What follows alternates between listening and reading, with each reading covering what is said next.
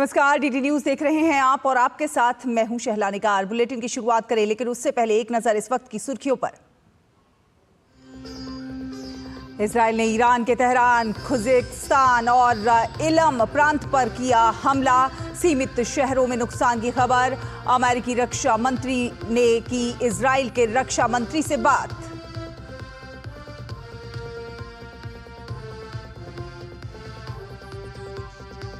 आर्थिक संकट से जूझ रहे हिमाचल के लोगों को लगा एक और बड़ा झटका। सुक्खू सरकार ने 2 साल से खाली चल रहे हजारों पदों को किया खत्म।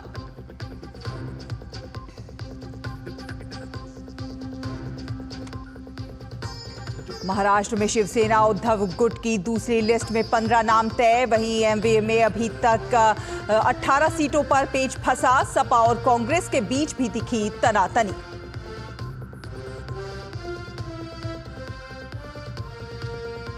वायु प्रदूषण से बेहाल दिल्ली वासी। अभी भी खराब श्रेणी में बना हुआ है AQI लेवल। बुजुर्ग और गर्भवती महिलाओं को सतर्क रहने की जरूरत।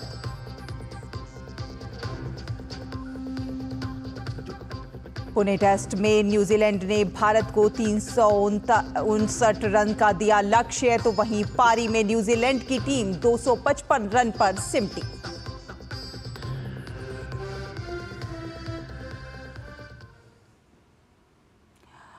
और बुलेटिन की शुरुआत करते हैं बड़ी खबर के ही साथ। इजराइल ने ईरान पर जवाबी कार्रवाई करते हुए उसके 3 प्रांतों में सैन्य ठिकानों पर हमले किए हैं। ईरान ने तेहरान, खुजिस्तान और इलम प्रांत में की गई एयर स्ट्राइक में कुछ जगहों पर सीमित नुकसान की बात मानी है। ये हमले 3 चरणों में किए गए। इजराइल ने बताया कि एयर स्ट्राइक कर विमानों की सुरक्षित वापसी हो चुकी है। साथ ही साथ ये भी कहा कि हमें हमले का जवाब देने का पूरा अधिकार है। एहतियात के तौर पर ईरान ने सभी उड़ान सेवाएं निलंबित कर दी हैं। उधर इराक में अगले आदेश तक उड़ानें कैंसिल कर दी गई हैं। इजराइल ने सीरिया पर भी हवाई हमला किया था।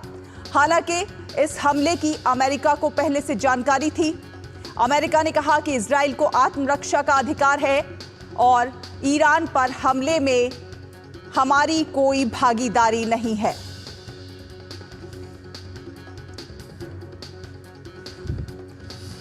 तो इजराइल ने ईरान के सैन्य ठिकानों पर हमला किया और इस पर और ज़्यादा बातचीत करने के लिए हमारे साथ प्रोफेसर संजय भारद्वाज हैं, जो कि स्कूल ऑफ इंटरनेशनल स्टडीज़ से हैं, JNU से। बहुत बहुत स्वागत है सर। संजय सर, जिस तरह से इजराइल ने जवाबी कार्रवाई की है, ईरान पर हमला किया है, उसकी वो पहले से, जिस तरह से हम जानते हैं कि योजना बना रहा था और योजना बनाकर इसे संचालित किया गया है, इसका मतलब पहले से ही ईरान को ये संदेश मिल गया था कि उसे जवाब जो है वो मिलने वाला है। अब गेंद ईरान के पारे में है। अगर ईरान इस पर अब क्या कुछ प्रतिक्रिया देता है, क्या कुछ कार्रवाई करता है, और किस तरह से अगर वो कार्रवाई करता है तो किस तरह से जंग में उलझे पहले से ही इस क्षेत्र में और भी ज्यादा तनाव बढ़ जाएगा?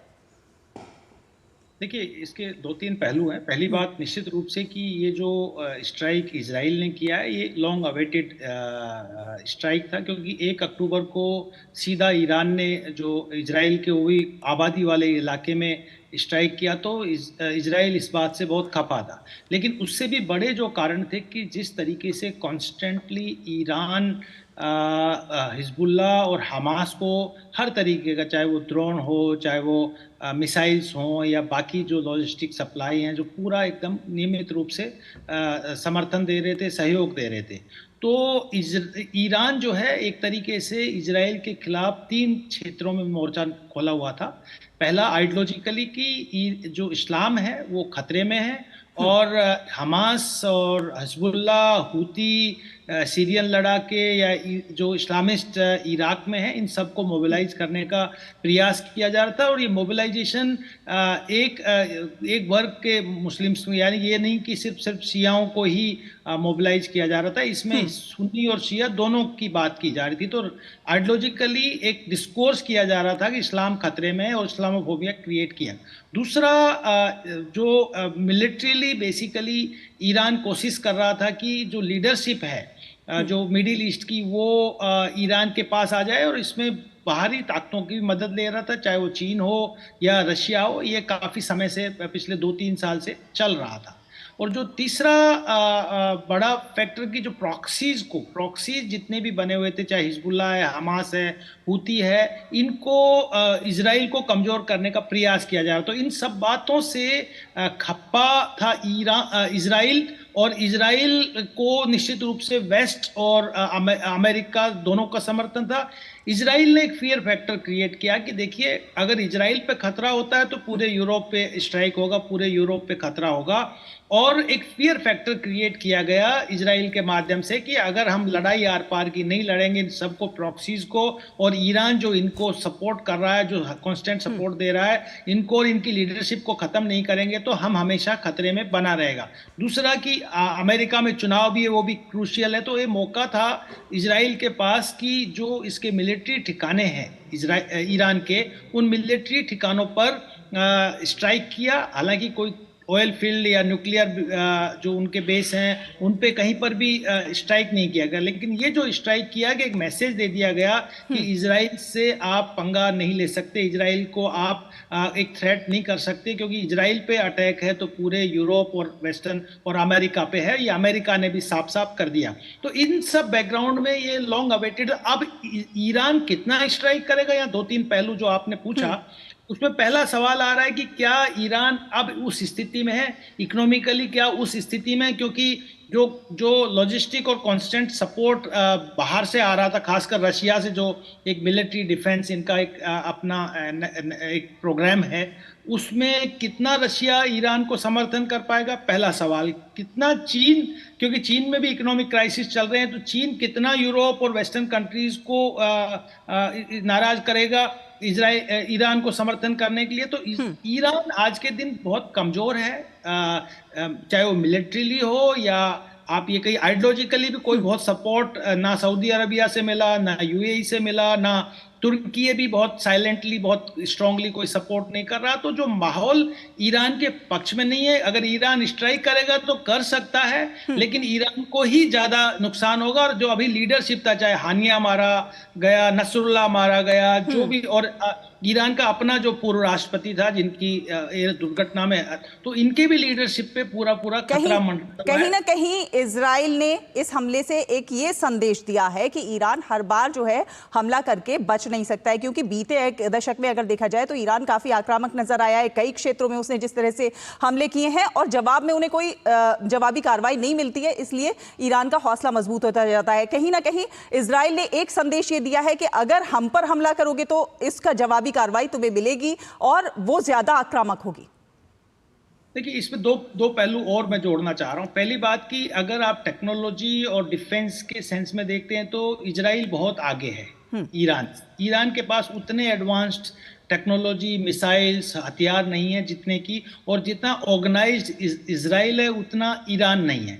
तो ईरान कभी भी इजराइल को डिफेंस के क्षेत्र में या टेक्नोलॉजी के क्षेत्र में डिफीट नहीं कर सकता। लेकिन जो दूसरा बड़ा पहलू है, मुझे लगता है कि कोशिश की गई थी सीज फायर हो जाए, नेगोशिएशंस हो जाए, इस बात को ख़त्म किया जाए, लेकिन जो नेतन्याहू है वो बिल्कुल एकदम अडमंड है, क्योंकि उनकी अपनी कुर्सी भी खतरे में है अगर वो विक्टर नहीं साबित करेंगे और अपने आप को इससे, क्योंकि फाइनली अटैक, इस जो इनिशियल हुआ, जो हमास ने अटैक किया था, वो एक टेररिस्ट अटैक था। तो नेतन्याहू ने एक टेररिज्म के खिलाफ एक तरीके से मुहिम खोली, और उस मुहिम में जो उनको समर्थन दे रहे थे उनको सबको नष्टबूद करने का एक प्रण किया, और उसी में वो अपने आप को विक्टर साबित करना चाहते हैं। लेकिन इससे क्या हो रहा है, एक तो मानवता पे बहुत बड़ा खतरा हो रहा है। पूरा जो मिडिल ईस्ट है वो उस पर जो कोलैटरल डैमेज हो रहा है, जो ह्यूमैनिटेरियन क्राइसिस हो रहा है, जो आबादी वाले क्षेत्र हैं, रिफ्यूजी कैंप्स हैं, उस पर बहुत, वो दोनों इजराइल में भी हुआ है और पूरा मिडिल ईस्ट के, चाहे लेबनान हो, चाहे वो फलस्तीन हो, चाहे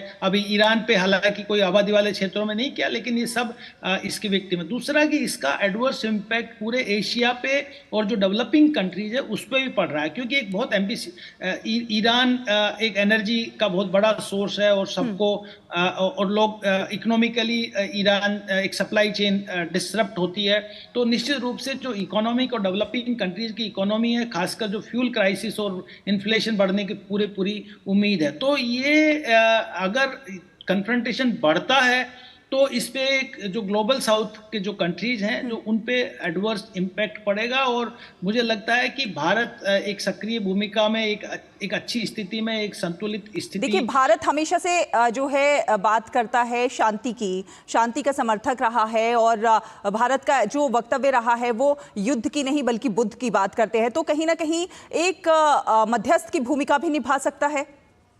आपने बिल्कुल सही कहा। देखिए, भारत जो है एक लो अबाइडिंग कंट्री है और लार्जेस्ट फंक्शनल डेमोक्रेसी है, और आपने बिल्कुल सही कहा कि ये बुद्धा की भूमि है, ये गांधी की भूमि है, और हम अहिंसा की बात करते हैं, डायलॉग की बात करते हैं, डिस्कशंस की बात करते हैं, और मोदी जी ने साफ साफ कहा कि ये वक्त युद्ध का वक्त नहीं है, ये बेसिकली मानवता के कल्याण का वक्त है, ह्यूमन सेंट्रिक डेवलपमेंटल अप्रोच होना चाहिए। अगर इस तरीके से देश आपस में मिलिट्री कन्फ्रंटेशंस रहेगा, वो जो रशिया और यूक्रेन के बीच में हो रहा है और इजराइल और बाकी मिडिल ईस्ट में हो रहा है, वो मानवता के लिए एक बहुत बड़ा खतरा है। तो इसमें भारत एक जो G20 के बाद एक बड़ा ग्लोबल साउथ का वॉइस बना और निकला, उसकी एक्सेप्टेबिलिटी भारत की बनी, तो मुझे लगता है कि भारत का एक दोनों पक्षों से एक अच्छा रेपो है, वो चाहे वेस्टर्न वर्ल्ड हो उनके साथ भी बहुत अच्छे तालमेल हैं, और साथ ही साथ अभी जो ब्रिक्स में देखने को मिला कि जिस तरीके से जो साइड में टॉक्स हुआ, चाहे चीन के साथ हुआ या ईरानियन प्रेसिडेंट के साथ हुआ, ये सब ये ऐसे एक संकेत करते हैं कि भारत इन दोनों पक्षों के बीच में जो कन्फ्रंटेशन है, कॉन्फ्लिक्ट में है, युद्ध वॉर की तरफ जा रहे हैं, उसमें नेगोशिएट कर सकते हैं, सकारात्मक भूमिका निभा सकते हैं। और मोदी जी इसमें इनके जो उनकी जो कूटनीतिक क्षमता है अपने आप में बहुत बड़ी है। और मानवता के लिहाज से भी देखा जाए तो युद्ध कोई हल नहीं हो सकता है, किसी भी चीज का हल जो है वो बातचीत से ही उसका समाधान निकल सकता है। अगर जिस तरह का ये परिदृश्य बना हुआ है, जिस तरह की स्थिति, टेंशन बना हुआ है, उसे मिडिल ईस्ट में तो खतरा है ही, वहां पर तो जो कुछ नुकसान हो रहा है वो हो ही रहा है। उसके साथ साथ अगर हम वैश्विक परिदृश्य में देखें तो भी इसके बहुत ज्यादा साइड इफेक्ट होते हुए नजर आएंगे। निश्चित रूप से देखिए, मिडिल ईस्ट का बात साफ आपने पहली मिडिल ईस्ट की बात की, मैं कहना चाहता हूं कि देखिए जो बाकी मिडिल ईस्ट के आज तक अमेरिकन सिक्योरिटी एक मैकेनिज्म मिडिल ईस्ट में सिक्योरिटी एक कर्व इनका रहा है, और सऊदी अरबिया, यूएई, बाकी कंट्रीज अमेरिका के साथ अच्छा तालमेल इनका सुरक्षा के मामले में रहा है। लेकिन इन सब देशों को ईरान से एक तरीके से एप्रीहेंशन था कि अगर ईरान न्यूक्लियर पावर हो गया और ईरान जिस तरीके से वहाँ आइडियोलॉजिकली और ईरानियन जो रिवोल्यूशन हुआ, रेडिकलाइजेशन की तरफ बढ़ रहा है, तो उन सब देश जो भी मिडिल ईस्ट के प्रोग्रेसिव अपने आप को रखना चाहते हैं, लिबरल रखना चाहते हैं, उनके लिए खतरा था। तो कभी भी नहीं चाहते थे कि ईरान एक बहुत बड़ा मिलिट्री और न्यूक्लियर पावर बने, क्योंकि उनको अपना एप्रीहेंशन है। दूसरा, आपने इंडिकेट किया कि ईरान और जिस तरीके से रॉक स्टेट, मैं कहता हूं कि अनडेमोक्रेटिक स्टेट्स हैं, जिसमें रशिया भी उसमें शामिल है, चीन भी शामिल है, पाकिस्तान को भी मैं कुछ हद तक उसमें रखता हूं, और ईरान भी, और नॉर्थ कोरिया, ये सब रॉक स्टेट है, अनडेमोक्रेटिक स्टेट्स हैं। अगर इनका एक नेक्सेस बन गया तो ग्लोबल जो जो जो जो कम्युनिटी है उसके लिए एक तबाही होगा, क्योंकि जो लिबरल डेमोक्रेटिक सेकुलर वैल्यूज हैं, जो हम अहिंसा की बात करते हैं और वसुधैव कुटुंबकम की बात करते हैं, वो रिवर्स गियर में आ जाएगा। और जो अगर रिवर्स गियर में आ गया तो जो मानवता का विकास है, यानी कि जो ग्लोबल गुड्स हैं, जिसमें फूड सिक्योरिटी है, फ्यूल सिक्योरिटी है, हेल्थ इश्यूज हैं, एजुकेशन है, ये सब बैक सीट पे आ जाएंगे, और फ्रंट सीट पे कि आप हथियार बनाइए, आप न्यूक्लियराइजेशन की तरफ जाइए, आप अपने आप बॉर्डर को प्रोटेक्ट कीजिए, उस तरफ अगर दुनिया चल गई तो निश्चित रूप से हम बहुत दूर नहीं है कि हो सकता है कि तीसरा विश्व युद्ध की तरफ हम नॉक कर रहे हो। तो अभी टाइम है, भारत जैसे जिम्मेदार देश को एक क्षेत्रीय एशियन पावर है कि इसमें सकारात्मक भूमिका निभा के और इन कॉन्फ्लिक्ट को रिजोल्व किया जाए, क्योंकि हमारे टारगेट बड़े हैं, हम वर्ल्ड की 5 ट्रिलियन इकोनॉमी बनने की तरफ बढ़ रहे हैं। जी। और साथ ही चलिए संजय जी, बहुत बहुत धन्यवाद आपका। तमाम ये अपडेट जो है, तमाम जानकारी, अपना एनालिसिस हमारे दर्शकों से साझा करने के लिए। फिलहाल एक छोटे से ब्रेक लेते हैं। ब्रेक के उस पार खबरों का सफर जारी रहेगा। आप देखते रहिए डीडी न्यूज। बेटियां घर की रौनक हैं। बेटियां घर संवारती हैं। बेटियां पीढ़ियां सजाती हैं। बेटियां घर की बुनियाद कहलाती हैं। बेटियों को सलाम करता है मोंगिया स्टील, स्टील का बादशाह। ब्रेक के बाद स्वागत है आपका। आप देख रहे हैं डीडी न्यूज। आपको बता दें कि हिमाचल प्रदेश में सैलरी और बिजली विवाद के बाद राज्य के युवाओं को एक बड़ा झटका लगा है। सरकारी नौकरियों की राह देख रहे युवाओं को लगातार सुक्खू सरकार झटके दे रही है और अब ताजा आदेश में किसी बड़े सदमे से ये जो आदेश है वो कम नहीं है। सुक्खू सरकार ने हिमाचल प्रदेश में बीते 2 साल से खाली चल रहे सभी सरकारी पदों को खत्म कर दिया है। जी हाँ, नए आदेश के मुताबिक हिमाचल में 2 साल या फिर इससे अधिक समय से विभागों में चल रहे सभी खाली पद खत्म कर दिए गए हैं और इस फैसले से सीधे एक साथ हजारों नौकरियां जो हैं वो खत्म हो गई हैं। राज्य सरकार के वित्त विभाग के द्वारा सभी विभागों को इस आदेश का सख्ती से पालन करने का निर्देश दिया गया है। दरअसल आपको बता दें कि प्रदेश में इस वक्त करीब 8 लाख बेरोजगार युवा हैं जो सरकारी नौकरियों की तैयारियां कर रहे हैं। साथ ही साथ प्रदेश में करीब 50 से 60 हजार पद विभिन्न विभागों में खाली चल रहे हैं और इनमें करीब 15,000 पद ऐसे हैं जो पिछले 2 साल से खाली पड़े हुए हैं। यानी कि इन 15,000 पदों को, अनुमानित पदों को खत्म करने का फैसला सरकार की तरफ से किया गया है। आपको बता दें कि लगातार सुक्खू सरकार की तरफ से जारी किए जा रहे आदेशों पर विवाद हो रहे हैं, चाहे टॉयलेट टैक्स हो या फिर पानी के बिल या फिर बसों में सामान को लेकर एक्स्ट्रा चार्ज। हाल ही में प्रदेश सरकार ने बिजली बोर्ड के पद खत्म किए हैं। 81 चालकों की सेवाएं समाप्त कर दी हैं। अपनी चुनावी गारंटी में 5 लाख नौकरियों का वादा करने वाली सुक्खू सरकार रोजगार देने के मुद्दे पर फेल होती नजर आ रही है। अब प्रदेश सरकार के इस नए फैसले से युवाओं में भी सरकार के खिलाफ नाराजगी बढ़ती जा रही है। शिमला से संवाददाता धर्म प्रकाश जुड़ रहे हैं ज्यादा जानकारी के साथ। धर्म प्रकाश, ये किस तरह का फैसला है? नौकरी देने का वादा करके सरकार में आए और आकर जो खाली पड़े पद थे उन्हें समाप्त कर दिया। बिल्कुल, देखिए हिमाचल की कांग्रेस सरकार जब सत्ता में आई थी तो सबसे बड़ा जो मुद्दा था सत्ता में आने का, चुनावी जो वादा था वो रोजगार था, ओपीएस था। लेकिन अब ऐसा लग रहा है कि सरकार अपने ही वादों में, अपने ही चुनावी वादों में फंसती नजर आ रही है, क्योंकि चाहे ओपीएस हो चाहे रोजगार हो, दोनों ही मसलों को लेकर अब एक तरफ कर्मचारी सरकार को घेर रहे हैं और दूसरी तरफ जो प्रदेश के युवा हैं वो भी सरकार से अब नाराज होते नजर आ रहे हैं, क्योंकि पिछले 2 साल से जो पद प्रदेश के अलग अलग विभागों में खाली पड़े हैं उनको खत्म करने का सरकार ने फैसला लिया है और इसकी वजह से झटका उन युवाओं को लगा है जो पिछले कई सालों से लगातार सरकारी नौकरी की, सरकारी परीक्षाओं की तैयारियां कर रहे हैं। एक साथ 15 से 20 हजार पद ऐसे हैं जो खत्म कर दिए गए हैं अलग अलग डिपार्टमेंट्स में, जो पिछले 2 साल से वेकेंट हैं। और टोटल अगर सभी डिपार्टमेंट्स की बात करें तो करीब 50,000 के आसपास पद ऐसे हैं जो लंबे समय से अलग अलग विभागों में खाली पड़े हैं। धर्म प्रकाश, मैं इसे सिर्फ एक झटका नहीं कहूंगी, लेकिन मैं तो इसे बोलूंगी कि ये सपनों को समाप्त कर देने जैसा है, क्योंकि जो व्यक्ति किसी तैयारी कर रहा होता है उसके लिए तमाम सपने होते हैं, वो उसका जीवन होता है और एक तरह से उसके सपनों को पे पर्दा डाल देने वाला है, एक तरह से खत्म कर देने वाला है। बिल्कुल, खासकर ऐसे वक्त में जब हिमाचल में डिफरेंट जो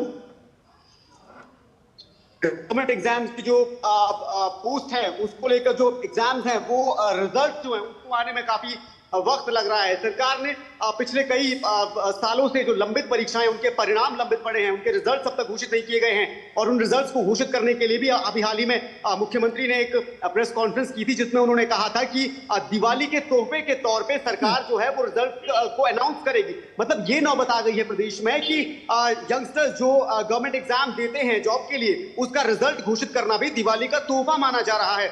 ये नौबत आ गई है स्टेट में और ऐसे में इस तरह का फैसला सरकार की तरफ से लिया जाना जाहिर तौर पर युवाओं के उन सपनों पर कड़ा प्रहार है जिसको लेकर लंबे समय से युवा संघर्षरत है और सरकारी नौकरियों का सपना संजोते हुए मेहनत कर रहे हैं, संघर्ष कर रहे हैं। ऐसे में अचानक से एक फैसला ले लिया जाता है जिसमें सारे के सारे जो पद है, जो पोस्ट है, मतलब कहां तो इन पदों पर भर्तियों की नोटिफिकेशन आनी चाहिए थी, उल्टा नोटिफिकेशन आ रही हैं पदों को खत्म करने की।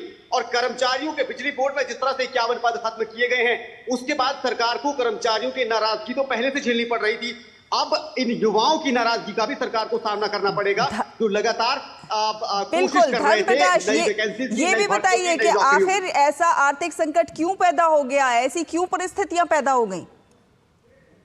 देखिए, आर्थिक संकट का रोना तो प्रदेश सरकार लगातार हो रही है और इसके लिए जिम्मेदार पिछली सरकार को ठहराया जा रहा है। साथ ही केंद्र से मदद ना मिलने के भी दावे किए जाते हैं, लेकिन जाहिर तौर पर केंद्र से कितनी मदद मिल रही है इसका एग्जाम्पल खुद कैबिनेट मंत्री विक्रमादित्य सिंह हैं, जो बार बार केंद्रीय मंत्री नितिन गडकरी को कभी श्रेय देते हैं, कभी प्रधानमंत्री को श्रेय देते हैं हिमाचल के हित में जो योजनाएं आती है उनको लेकर। लेकिन ऐसा लगता है कि हिमाचल में दो अलग अलग, कांग्रेस पार्टी के अंदर और सरकार के अंदर दो अलग अलग धड़े चल रहे हैं। एक धड़ा कहता है कि केंद्र से भरपूर सहयोग मिल रहा है, दूसरा धड़ा कहता है कि केंद्र से सहयोग नहीं मिल पा रहा।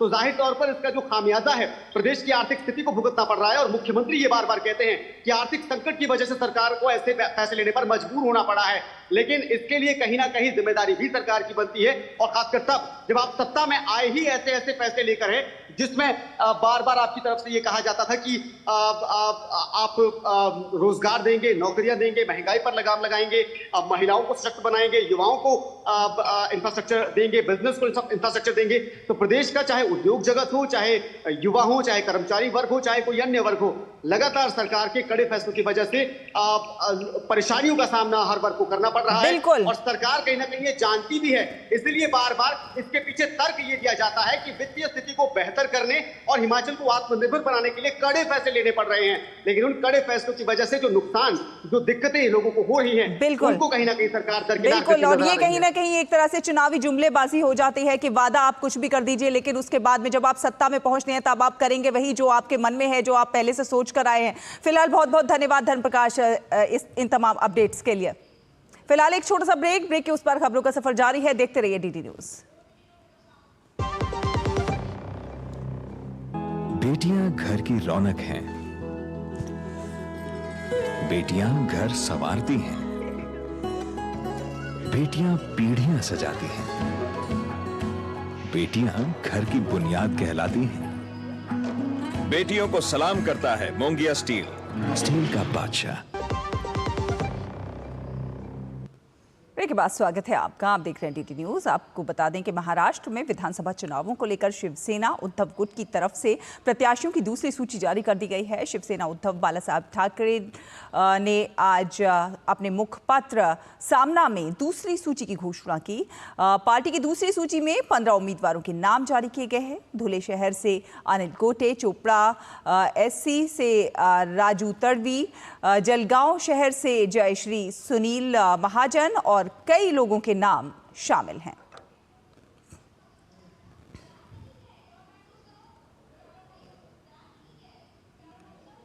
महाराष्ट्र विधानसभा चुनाव में अब 1 महीने से भी कम समय रह गया है, लेकिन महाविकास अघाड़ी में सीट बंटवारे को लेकर खींचातानी जारी है। सीट बंटवारे पर ना तो कांग्रेस झुकने को तैयार है और ना ही शिवसेना यूपीटी सीटों को लेकर समझौता कर रही है। महाविकास अघाड़ी का सीटों के आवंटन को लेकर नया फॉर्मूला सामने लेकर आई है। कांग्रेस नेता बाला साहेब थोरात ने महाविकास अघाड़ी में 90-90-90 के एक नए फॉर्मूले की घोषणा कर दी। थोरात ने कहा कि तीनों पार्टियां 270 सीटों पर चुनाव लड़ेंगी और बाकी 18 सीटें छोटी सहयोगी पार्टियों को दी जाएंगी। इस बीच चर्चा थी कि जिन सीटों पर विवाद है वहां पर दोस्ताना मुकाबला होगा, लेकिन कांग्रेस नेता पटोले और थोराट ने इस बात को खारिज कर दिया।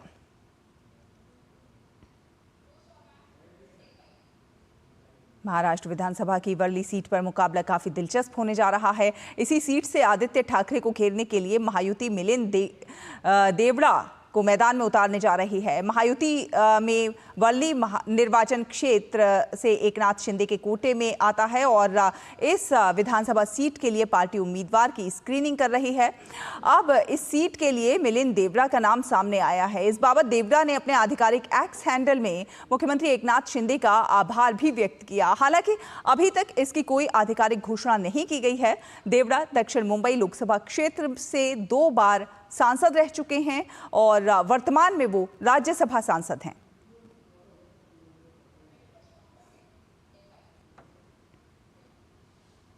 त्योहारी सीजन में अगर आप रेल में सफर के दौरान खाने का लुत्फ नहीं उठा पा रहे हों तो अब आपको मायूस होने की ज़रूरत नहीं है। बिना सफ़र किए ट्रेन में भोजन की फील कराएगा एक ख़ास डिज़ाइन किया हुआ रेल कोच रेस्टोरेंट। जी हाँ, दिल्ली के चाणक्यपुरी में खुल गया है ये रेल कोच रेस्टोरेंट जो रेल के डिब्बे में संचालित होगा। इस नए रेल कोच रेस्टोरेंट का नज़ारा आंखों देखा हाल बता रहे हैं हमारे सहयोगी राजेश राज।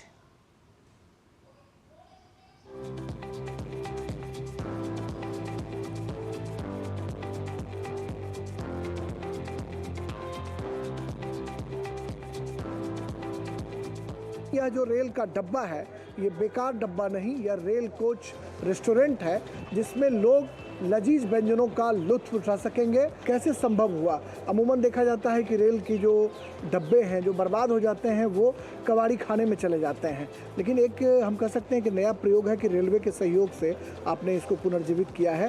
कोच और ये जगह सब हमें रेलवे के द्वारा ही उपलब्ध कराया गया है और इसका अंदर का जो भी इंटीरियर और ये एक्सटीरियर जो भी ये काम हमारी कंपनी के द्वारा किया गया है और हमें ये कॉन्ट्रैक्ट 5 सालों के लिए दिया गया है। रेल कोच रेस्टोरेंट जो है उसके भीतर का क्या नज़ारा है, किचन कैसा है? रेल कोच के भीतर ही किचन बनाया गया है जिसमें तमाम जो शेफ हैं वो देखिए इस तरीके से भोजन बनाने का काम कर रहे हैं। सहसा एक घड़ी के लिए ये यकीन कर पाना मुश्किल होगा कि अभी हम एक ऐसे रेल के डब्बे में मौजूद हैं जो अब रेल कोच रेस्टोरेंट बन चुका है। पिज़्ज़ा है, पनीर टिक्का है, दाल मखनी है, ये सब जो तमाम चीज़ें आपने यहाँ पर परोसी हैं, इसके अलावा और क्या क्या परोसेंगे आप? सर, रेस्टोरेंट के अंदर जैसे जो सबसे ज़्यादा जितनी पॉपुलर आइटम्स हैं जो आजकल दिल्ली में यूज़ को सबसे ज़्यादा पसंद आती है, हमने कोशिश की है वो सारा मेन्यू कवर अप करने की। जैसे आपको काठी रोल्स दिल्ली के बहुत मशहूर हैं तो हमने काठी रोल मेन्यू में डाला है। हमने थिन क्रस्ट पिज़्ज़ाज मेन्यू में डाले हैं क्योंकि थिन क्रस्ट पिज़्ज़ा जो है आजकल ट्रेंड चेंज हो चुका है। आजकल लोग हैवी बेस के जो पिज़्ज़ा सर्व कर रहे हैं, तो जो ओरिजिनेशन जो पिज़्ज़ाज की शुरू हुई थी वो थिन क्रस्ट से इटली में शुरू हुई थी, तो वही कॉन्सेप्ट हमने रेल कोच में डाला है। जो टूरिस्ट यहाँ पर आएंगे भोजन करने के लिए उनके लिए जो रेट होगा वो रेट बाज़ार से सस्ता होगा या बाज़ार के भाव पर ही आप उपलब्ध कराएंगे? सर, ये जो है जैसे जो मिडिल क्लास पब्लिक है उसकी पॉकेट को कंसिडर रखते हुए जो मार्केट का जो प्राइसिंग है उसको कंपैरेटिव रख के हमने मेन्यू को डिज़ाइन किया है कि जो एक एवरेज रेट जो फॉर एग्जांपल मार्केट में मिलता है, एक डिश जो मार्केट में मिलती है, हमने उसका कंपेटिटिव रेट डाला है। रेल कोच रेस्टोरेंट का कॉन्सेप्ट अगर सफल होता है तो निश्चित तौर पर भारतीय रेल के लिए आमदनी का एक बहुत बड़ा जरिया बन सकता है। ये प्रयोग अगर सफल होता है तो यह भारतीय रेल के लिए कामधेनु गाय साबित हो सकता है। कैमरामैन ललित के साथ चाणक्यपुरी से मैं राजेश राज, डीडी न्यूज़ के लिए। इसी के साथ इस बुलेटिन में फिलहाल इतना ही। डीडी न्यूज़ पर खबरों का सफर लगातार जारी है। आप देखते रहिए डीडी न्यूज़। नमस्कार।